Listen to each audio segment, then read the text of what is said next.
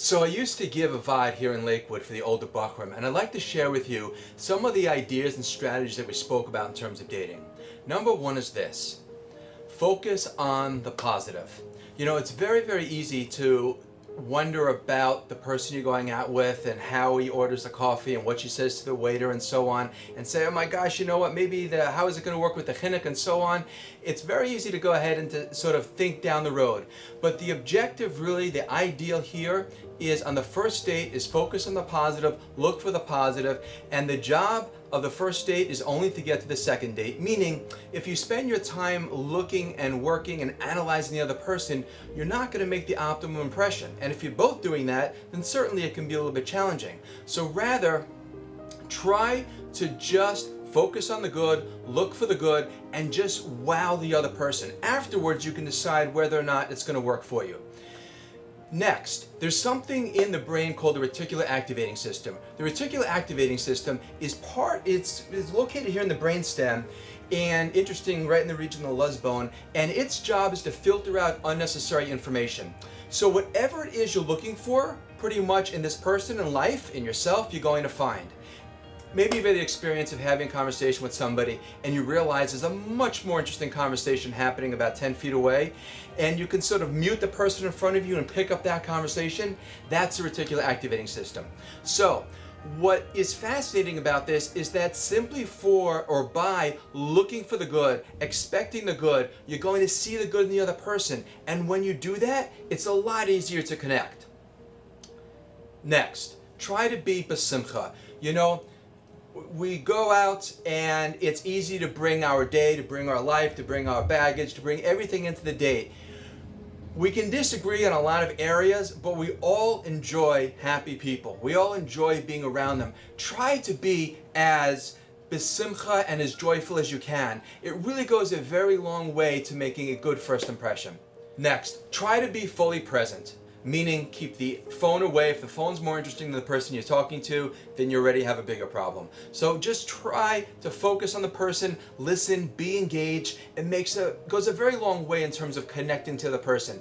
And finally, be pleasant, be nice. Midos. Midos are not the icing on the cake.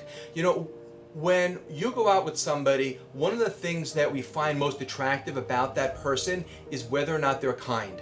So show as much genuine respect and covet and genuine appreciation for the people around you. It will help to show you in the best possible light.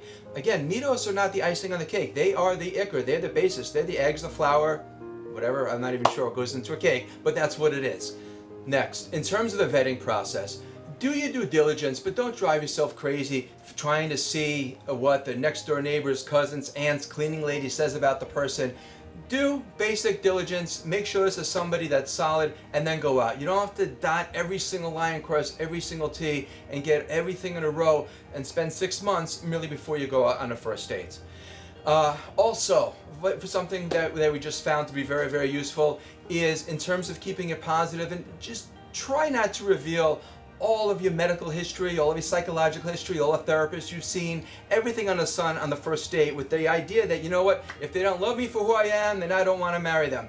Let them find out the whole you before they find out all of these little wonderful pockets. And certainly, something very interesting is that when it comes time to actually make that decision, one of the most effective questions you can ask yourself is as follows. One is, do you respect him or her? Is this somebody who you respect, their struggles, their issues, their battles, where they come from, where they're going? You have to assume that they are never going to change. We should all grow, we should all work on ourselves, and it would be good. But don't go into the relationship with the expectation they're going to be anyone else other than what they are. So if they never changed, ask yourself, is this somebody who you respect and someone that you want to be married to? Furthermore, maybe ask yourself, is this somebody who you like your children to be like, to emulate? Would you be grateful if your children turned out like this person? We all have to do our shtalis, and one of the best ways to do that is to submit your name to Tu B'Av together and join the International Tefillah for Shidduchim on August 16th at 10 a.m. Yad La'achim is the organization that changes people's lives. It's the organization that makes a powerful difference and takes people out of the most unbelievable psychological torture. They're an organization which not only does tremendous things for themselves and for others, but they can do tremendous things for you as well. Join the movement, take a moment to help them, and also possibly to help create your own destiny. On Friday, August 16th, Tu B'Av, join over 500,000 Jews from across the world uniting together for Shidduchim. To find out more about this special project, please visit TuBa'avTogether.com. At TuBa'avTogether.com, you can watch many more inspirational videos, download the Tehillim to be said on Tu B'Av Together, and submit your names for Tefillah for absolutely free. Please share this video with friends and family, and let's make it Tu B'Av Together.